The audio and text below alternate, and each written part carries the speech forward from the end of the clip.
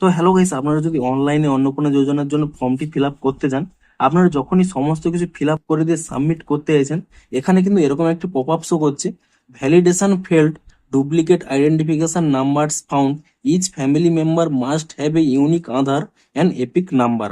তো আপনাদের এখানে এই প্রবলেমটি কেন হচ্ছে এবং এটি আপনারা কিভাবে ফিক্স করবেন সেটাই জানাবো আজকের এই ভিডিওটিতে। তাই জন্য কিন্তু পুরো ভিডিওটি অবশ্যই দেখতে থাকুন। তো তার আগে ভিডিওটিকে অবশ্যই একটি লাইক করে দেন এবং এই চ্যানেলে যদি আজই নতুন এসে থাকেন, এখনই চ্যানেলটিকে সাবস্ক্রাইব করে রাখুন এরকম নতুন নতুন ভিডিও দেখার জন্য। তো সিম্পলি দেখুন এই প্রবলেমটি কেন হচ্ছে।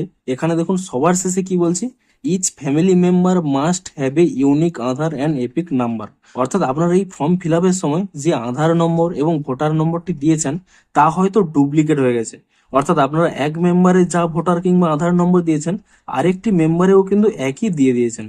তো আপনাদের প্রথম কি কাজ হবে, আপনারা কিন্তু এখানে ব্যাক করে চেক করে নিন যে প্রতিটি মেম্বারের যে আধার এবং ভোটার নাম্বারটি দিয়েছে তা আবার অন্য মেম্বারেও যেন না দিয়ে থাকে, তা কিন্তু অবশ্যই চেক করে নিন। সেক্ষেত্রেও কিন্তু আপনাদের এই প্রবলেমটি হতে পারে। কিংবা আরো একটি কারণ রয়েছে, দেখুন, ডুপ্লিকেট আইডেন্টিফিকেশন নাম্বার ফাউন্ড। এই প্রবলেমের জন্য কিন্তু দুটি কারণ হতে পারে। আপনি যে আধার নম্বর কিংবা ভোটার নম্বরটি দিয়েছেন তা যদি আপনাদের কোনো ভুল দেওয়া হয়ে থাকে, সেটি হয়তো আপনাদের আধার কার্ড কিংবা ভোটার কার্ডের ফটোর সাথে মিলছে না, সেই ক্ষেত্রেও কিন্তু এই প্রবলেমটি হতে পারে।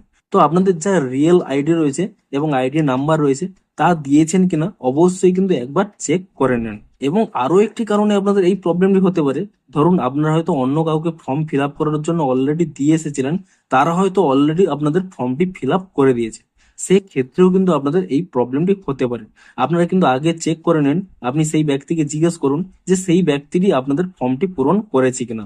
যদি তারা পূরণ করে থাকে তাহলে কিন্তু আপনাদের সেকেন্ড বার আর কিন্তু পূরণ করার প্রয়োজন নেই। তো মূলত এই সমস্ত কারণের জন্যই আপনাদের কিন্তু এই প্রবলেমটি হতে পারে। দেখুন, আপনারা হয়তো জানেন যে আপনাদের কোনো প্রবলেম নেই, তবুও হয়তো আপনাদের এরকম একটু পপ আপ শো করছে।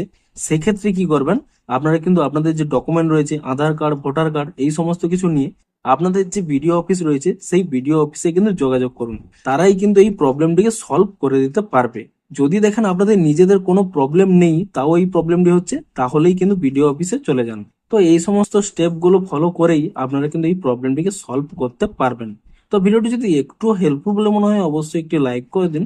দেখা হচ্ছে আরো কোনো ইন্টারেস্টিং ভিডিওর সাথে। Thanks for watching.